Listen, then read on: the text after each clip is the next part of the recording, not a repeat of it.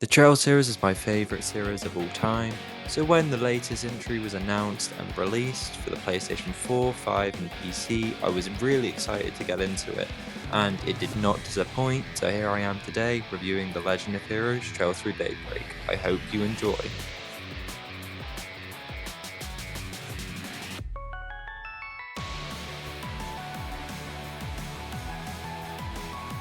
The combat is amazing in this game, and I mean that, but there is some things that could be improved, so let's get into it.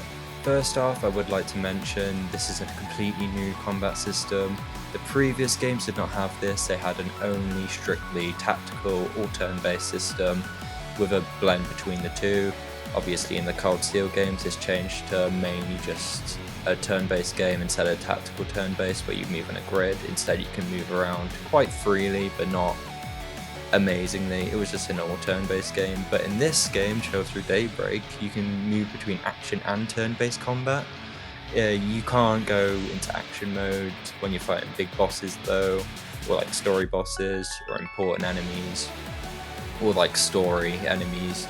You have to use the turn-based mode, but for action mode, if you're moving around in a dungeon, you can easily kill smaller enemies and some mini bosses. I would say mini bosses, but they're not really mini bosses. But yeah, you can kill them as long as you're a higher level than them. I could still go into turn-based combat if you below their level. But yeah, you can clear out the smaller enemies without having to worry about taking up too much time. Or if you want to get like bonuses, you can go into action mode, and then you can use this special attack which breaks them, and then you go into turn-based combat and it deals a bunch of damage and refills your craft points and a few other things. It has a few boosts, but yeah, the combat was amazing, but I will say it was a bit too easy, so hopefully in the next installment, Trails of Daybreak 2, they will improve the battle system, make it a bit harder. I already know they have improved it, they've added some new features, but I still have heard that the game is a bit easier than this one, so I'm going to be a little bit disappointed when it comes to the combat system, because I want a little bit of challenge. But yeah, overall the battle system was amazing. The final bosses, the final 3 bosses I should say, were really goddamn good. I loved them. Still a bit too easy. I had to try twice on both of the final bosses, but that was mainly because I wasn't well equipped. I had to upgrade my gear, I forgot to do that. And I forgot that I could use items. But yeah, the combat is amazing, so I'll rate it about a 7 out of 10 for this game. Maybe it'll be higher in the next one. If not, it'll be lower because, you know, I want to see improvements.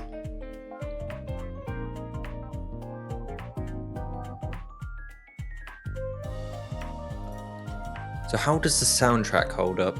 Well, if I'm being honest, it's probably the best I've heard so far in-game.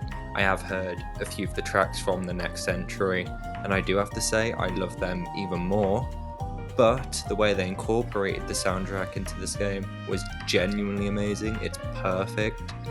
Every single track, the battle tracks, the background music, the dungeon tracks, the hangout event tracks, every single battle track fit the bosses you were fighting. They fit the moment. Every track in the background fit exactly what was going on in the scene. Everything, even like the bathhouse and the bistro and Van's office, every track fit perfectly into what they were incorporated into. So say if you were in a conflict scene, they would perfectly use one of the battle soundtracks, but they would like blend it in with another one after you get into battle. But yeah, everything was incorporated perfectly, and I will say this is probably the best I've seen them do it so far. There are some really amazing tracks in the previous game, even better than the current one, which is like Unfathomable Force and some other soundtracks. I can't remember the names of half of them, but they were amazing too. But I can honestly say this is a 10 out of 10 soundtrack for me, and hopefully the way they incorporate it into the second Trail Through Daybreak is even better, because I'm really enjoying just listening to the soundtrack in game as I'm playing. I enjoyed every moment of it. So yeah, let's move on to the next topic.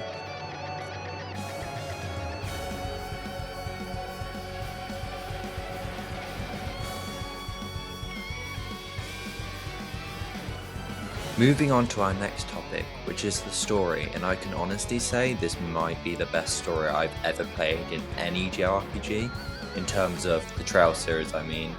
It was perfect, every single detail was absolutely amazingly planned out, the pacing was so goddamn good, to the point where I wasn't bored whatsoever in the story. There were no silly moments, unlike in the previous games with some villains and some other things with character deaths. I was just like, that's a bit silly, or they could have done that better. But in this game, there's not a problem whatsoever with that, which I was honestly pleasantly surprised with. I really liked the main character, Van Arkwright. I thought he was a really well-written character, and the twist at the end was pretty crazy. And it could lead into some other things in the next game and the other games to come after the sequel to Trails Through Daybreak 2. And yeah, honestly, I enjoyed the character stories, the character events. Anya's is a really well written character, so is Ferry, so is Aaron, so is literally every character in the game. I really liked Judith. Judith was hilarious. I loved Rosette. Her story was one of the best ones out of pretty much everyone. You've got Burgod, who's a really well-written character. Even the side characters were really well-written, and they actually had meaning in the story, unlike the previous games, where most NPCs, you could just forget about them in the next game because they were relevant. But everything just felt like they put it together perfectly, and they really planned things out. The ending was honestly the best ending in any Trails game ever, in my opinion. I mean, no one can change my mind. It beat Trails of Cold Steel 2 for me, which was my favourite game of all time, but it seems like Trails Through Daybreak is my favourite game of all time now.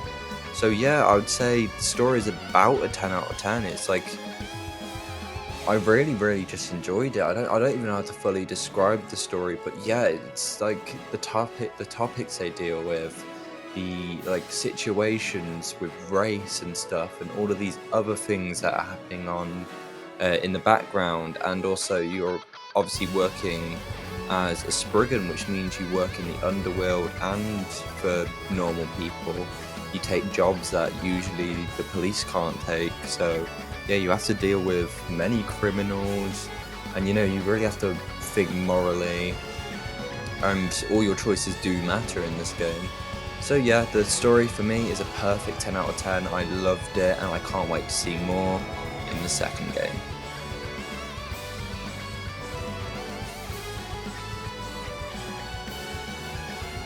As for my complaints, I can't really list too many. There's 3 main complaints though. First one is there's no actual side activities. You've got side quests, and you've got your hangout events, which you have in pretty much every Trails game. But, those aren't really the best type of side activities. Not everyone likes doing side quests, not everyone cares about hangout events.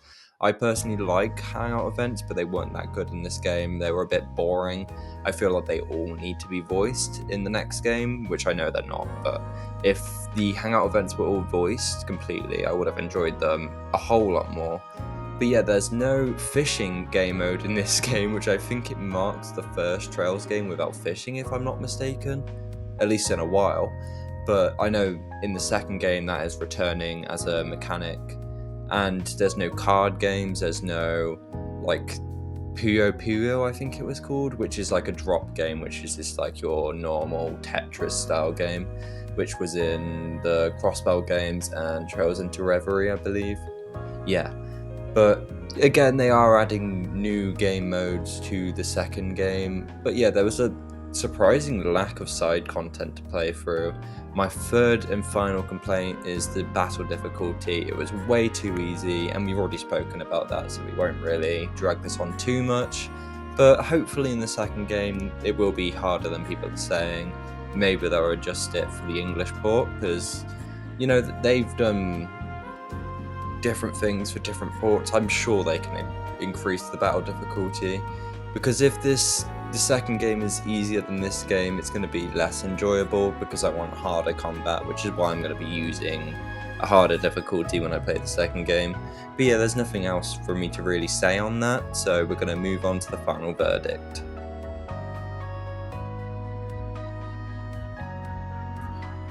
Overall, I believe Trails Through Daybreak is the best Trails game of all time, especially in recent years. I believe that everything was perfect, the story, the music, the characters, and there were things that could be improved, but you know, we'll see how things go in the second game. So overall, I'm giving Trails Through Daybreak a 10 out of 10. Thank you for watching, and I hope you enjoyed.